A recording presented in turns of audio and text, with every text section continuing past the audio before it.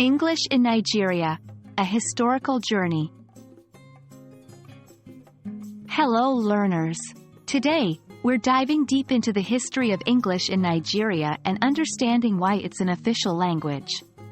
Nigeria, rich in its culture and languages, holds a unique place in the global English-speaking community. Let's unravel this fascinating story. In the late 19th and early 20th centuries, Nigeria was colonized by the British.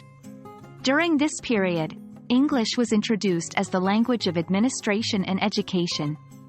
Over time, this foreign language took root, influencing the linguistic landscape of the region. Despite the multitude of indigenous languages, English became a prominent medium of communication due to its role in governance and institutions. After gaining independence in 1960, Nigeria faced a linguistic conundrum. With over 250 ethnic groups and numerous languages, there was a need for a unifying language. Given its history and the established institutions, English was chosen as the official language. It served as a bridge connecting the diverse populace, ensuring mutual understanding and fostering national unity. Today, English is used extensively in Nigeria, from official documents to daily conversations in urban centers.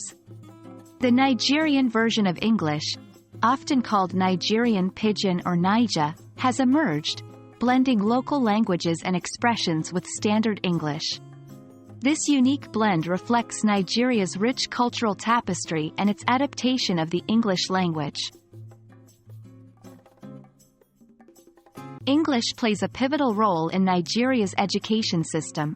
From primary schools to universities, instruction is predominantly in English. This not only prepares students for global opportunities but also maintains consistency across various regions and tribes in the country. Nigeria's journey with the English language is a testament to its resilience and adaptability. From colonial ties to modern-day significance, English has woven itself into the fabric of Nigerian society. We hope this deep dive has given you a fresh perspective on the role of English in Nigeria.